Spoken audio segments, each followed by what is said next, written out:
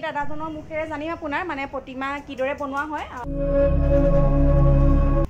নমস্কাৰ সকলোকে পুনৰবাৰ মোৰ চেনেলৰ অন্য এটি ভিডিঅ'লৈ স্বাগতম জনাইছো আৰু আপোনালোকে হয়তো থাম্বনেইলটো দেখি গম পালে আজি ভিডিঅ'টো কিহৰ ওপৰত হ'বলৈ গৈ আছে।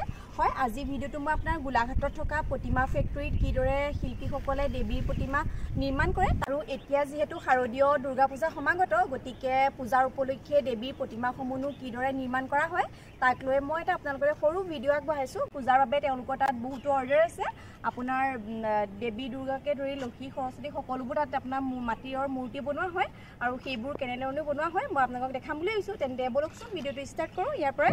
I know you told your friend you're not okay, and tell me what's wrong and why you never said you felt that way. Guess you're trying to stay strong and fake a smile until এতিয়া মই আহি পিনি ইয়াত পালোহি আৰু এতিয়া মই ভিতৰ ফালে সোমাই যাম আৰু আপোনালোকক দেখাম কেনেদৰে বনোৱা হয় আৰু আপোনালোকে ভিডিঅ'টো প্ৰথমবাৰ শেষলৈকে চাই যাব। এতিয়া মই আপোনালোকক ইয়াৰ ভিতৰৰ ভাগ দেখাই দিম মানে কেনেকৈ কিদৰে বনোৱা হয়। এইফালে ইয়াৰ মূৰ্তি বনাই দিছে আৰু এইফালে দাদাজনে বনাই আছে আপোনাৰ এয়া আপোনালোকে দেখিয়ে আছে। ইয়াত দাদাহঁতে পূৰা ব্যস্ততাৰে কাম কৰি আছে আপোনাৰ যিহেতু পূজা আহি পালেহিয়ে গতিকে পূজাৰ বাবে তেওঁলোকে সকলো প্ৰতিমা তেওঁলোকৰ অৰ্ডাৰ আছে। অৰ্ডাৰ বাবে তেওঁলোকে ধুনীয়াকৈ কৰ্ম কৰি আছে নিজৰ। এইফালে আপোনালোকে ইয়াত কেইজন থাকে দাদা? আপোনালোকে ইয়াত কেইজন থাকে? 5জন। আপোনালোকৰ 5জনেই কৰে ন? ইয়াত তেওঁলোকৰ 5জন আছে। 5জনে সকলোবোৰ মূৰ্তি বনাই আছে।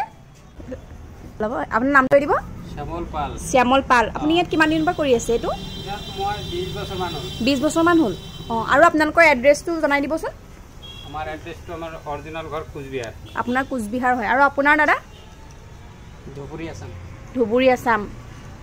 আৰু মানে এতিয়া যিডোখৰ জেগাত আপোনালোকৰ প্ৰতিমা বনোৱা হয় ইয়াৰ লোকেশ্যনটো কৈ দিব জেগাডোখৰ। এইটো GF road, Golaghat GF road. আৰু এইখনৰ নামটো এইডোখৰ বেনাৰখন মাৰি থৈছে স্পষ্টকৈ ধৰিব পৰা নগ'লে কি আছিলে বাৰু? এইটো প্ৰতিমা ফেক্টৰী। প্ৰতিমা ফেক্টৰী অঁ চাপ্লাই হয়। চব বাগান এৰিয়াত যায় এইবোৰ। ঘিলাধাৰী গৰঙা সেইফালেও যায় চাগে ন ইয়াৰ পৰা? অঁ অঁ প্ৰায় মানে তালৈ যায় ইয়াৰ মূৰ্তি। হয় এই দাদাজনৰ মুখেৰে জানিম আপোনাৰ মানে প্ৰতিমা কিদৰে বনোৱা হয়। মই হয়তো এইবোৰ চব বনাই থৈহে দেখিছোঁ আপোনাৰ কমপ্লিটকৈ। প্ৰথমবাৰ আপোনাৰ কেনেকৈ মানে কি প্ৰচেছটো ফাৰ্ষ্টতে কেনেকৈ দিয়ে মাটিটো দিয়ে নে খেৰটো দিয়ে আমি যিহেতু নাজানো গতিকে দাদাজনৰ মুখেৰে শুনি লওঁ আহকচোন। প্ৰথমত আগত খেৰ দিয়ে বনাব লাগে। খেৰ দিয়ে বনাব ফ্ৰেম বনাব লাগে। তাৰপিছত মাটি লগাব লাগে। মাটি লগাই তাৰপৰা শুকাব লাগে। তাৰপৰা আকৌ মাটি পেলাব লাগে। মাটি লগাৰ পিছত তাৰপৰা এবাৰ মিহি ফিনিচিং কৰিব লাগে। কৰাৰ পিছত কালাৰ কৰিব লাগে। কালাৰ আৰু এই বাহিৰত যে দাদাজনে যে আপোনাৰ শুকুৱাই আছে এইটো ইমাৰ্জেঞ্চি কালি ল'ব কাৰণত বতৰটো বেয়া কাৰণত সেইজনে আগুন দিয়ে শুকাই আছে। অঁ মানে ইমাৰ্জেঞ্চি নাথাকিলে আপোনাৰ এনেকৈ নুশুকালেও হয় ন? ইমাৰ্জেঞ্চি নাথাকিলে ধূপতে শুকাই লওঁ। অঁ নিজে শুকাই যায় তেতিয়া। এইটো কালি ল'ব কাৰণত কেঁচা আছে কাৰণ বতৰটো বেয়া। অঁ অঁ সেইকাৰণত আজি শুকাব লাগিছে আগুন। গম পাইছোঁ। পলক মাটি আপোনালোকে খেৰ দি বনাই লয় ন? আগত খেৰ দি পিনি ওপৰত মানে মাটি দিয়ে ৰঙা মাটি থাকে তাৰপৰা পলক মাটিটো দিয়া থাকে এয়া। আৰু এইফালে ৰংবোৰ আপোনালোকৰ ইয়াত আছে। ইয়াত কালাৰবোৰ চব যি ৰং দিয়া হয় মানে ইয়াত চব তেওঁলোকে ইয়াত ধুনীয়াকৈ থৈ দিছে।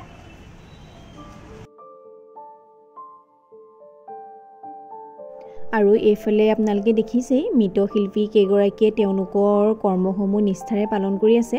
অৰ্থাৎ তেওঁলোকে বহুত ধুনীয়াকৈ মানে নিজৰ দায়িত্বটো পালন কৰি আছে এয়া।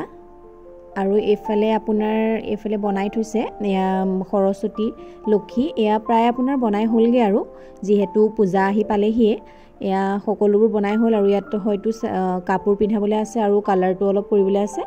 বাকী এয়া আপোনাৰ শুকুৱাই আছে। এইফালে ইয়াত সকলোবোৰ ইয়াত শুকোৱা হৈছে। এই প্ৰতিমাসমূহ প্ৰায় শুকালে আৰু ইয়াৰ পাছত তেওঁলোকে এই প্ৰতিমাসমূহৰ ওপৰত পলিচ কৰিব। পলিচ কৰি কালাৰ মাৰিব আৰু কালাৰটো মৰাৰ পিছতহে আপোনাৰ প্ৰতিমাসমূহৰ মানে সৌন্দৰ্যটো স্পষ্টকৈ ফুটি উঠে। এই প্ৰতিমাসমূহ দেখিবলৈ যিমান সুন্দৰ তাক নিৰ্মাণ কৰাটো হয়তো বহুগুণেই কঠিন কিয়নো ইয়াৰ আঁৰত শিল্পীসকলৰ বহুতো কষ্ট আৰু সাধনা লুকাই থাকে যাৰ ফলত তেওঁলোকে শেষত ইমান ধুনীয়াকৈ এখন প্ৰতিমা নিৰ্মাণ কৰিব পাৰে যিটো আপোনাৰ মোৰ পক্ষে হয়তো কেতিয়াও সম্ভৱ নহয়।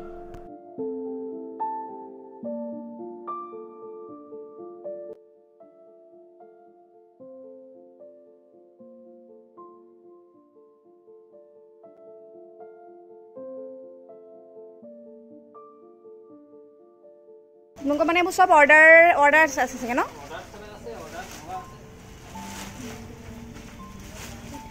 আৰু এইফালে চব এয়া মাটিটো দাদাজনে মুঠিছে এইটো মানে ইয়াৰ পৰা নি পিনি আকৌ আপোনালোকে এক্সট্ৰাকে মুঠিব লাগে মুঠি পিনি মানে ইয়াত আকৌ লেপিব লাগে ন তাৰপিছত আকৌ ৰং দিয়ে এয়া ধুনীয়াকৈ মুঠি আছে এইফালে দাদাজনে মুঠি পিনি আপোনাৰ যিবোৰ প্ৰতিমা মানে এইবোৰ দেখিছে যে ইয়াত এতিয়ালৈকে তেওঁ হেৰা লেপা নাই মানে ওপৰত হৈ গ'ল আৰু ইয়াত লগোৱা নাই ইয়াত লগাব ইয়াত লগোৱাৰ পিছত কমপ্লিট হ'ব ইয়াৰ ওপৰত আকৌ কিবা কৰিব লাগিব নেকি কি কৰে ফাটা মাৰি পেলাই কৰি ফিনিশিং কৰিব লাগিব আকৌ ইয়াৰ ওপৰত মানে কিবা দি পিনি আকৌ কালাৰ চেলাৰ কৰিব লাগে সময়টো দিয়াৰ পিছত মানে আপোনাৰ আকৌ পানী দি হেৰি কৰে মানে যিটো শুকাই যোৱাৰ পিছত মানে এইটো হেৰি কৰি দিয়ে ন প্লেন কৰি দিয়ে তাৰপিছত ইয়াত এইটো যিটো দিয়া আছে এইটো পলিচ নে কিবা কালাৰ হয় পলিচ তাৰ পলিচৰ ওপৰতে কালাৰটো মাৰে মানে কালাৰটো আগত মাৰি পলিচটো মাৰে বছৰৰ 12 মাহে এই কাৰখানা খোলা থাকে যদিহে আপোনালোকক কেতিয়াবা প্ৰতিমাৰ প্ৰয়োজন হয় তেন্তে আপোনালোকে গোলাঘাটৰ ইয়াৰ পৰা প্ৰতিমাসমূহ অৰ্ডাৰ কৰিব পাৰে আৰু মই ইয়াৰ এড্ৰেছটো আপোনালোকৰ ডেছক্ৰিপশ্যনত দি দিম আৰু মই এই শিল্পীসকলৰ কৰ্ম দেখি তেওঁলোকৰ প্ৰতি সঁচাকৈ আকৰ্ষণ হৈছোঁ কিয়নো তেওঁলোকে ইমান সুন্দৰকৈ একোখন প্ৰতিমা তৈয়াৰ কৰি তুলিছে অৰ্থাৎ তেওঁলোকে কেৱল হাতৰ পৰশতে প্ৰতিমাসমূহ ইমান ধুনীয়াকৈ মিহিকৈ তৈয়াৰ কৰিছে তাক দেখি মই সঁচাই আকৰ্ষণ হৈছোঁ এইটো কি কাৰণে কৰিছে দাদা ডিজাইনৰ কাৰণে ঘৰ মানে ডিজাইনটো উঠাবৰ কাৰণে এইটো কিবা হেৰি বাৰী দি পিনি মানে এইটো ফুটা ফুটা টাইপ কৰি আছে মই ওচৰৰ পৰা দেখাই দিছোঁ